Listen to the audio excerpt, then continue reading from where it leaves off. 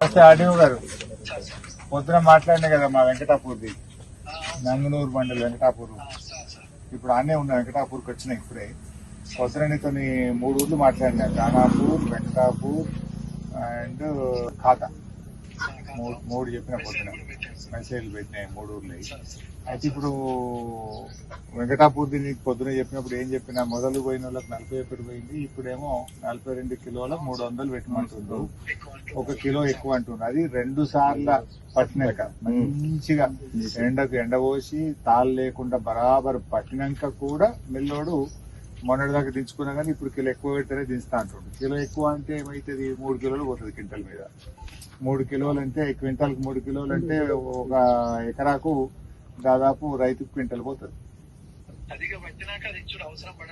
అది too much చేస్తుండేవాడు మిల్లోడు.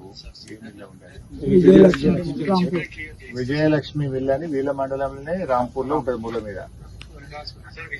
Vijayalakshmi rice mill Rampur. అంత కొడితే ఇంకొక 4-5 లారీలు, ఇంత 4-5 లారీలు ఎలా కొడితే అయిపోతుంది అడుగు షాప్.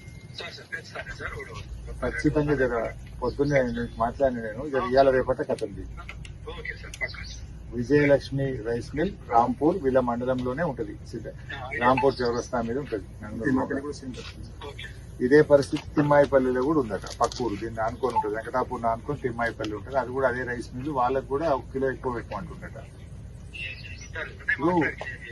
పట్టితేనేమో కిలో ఎక్కువ పెట్టాలన్నట, పట్టకపోతే 2 కిలోలు ఎక్కువ పెట్టాలన్నట.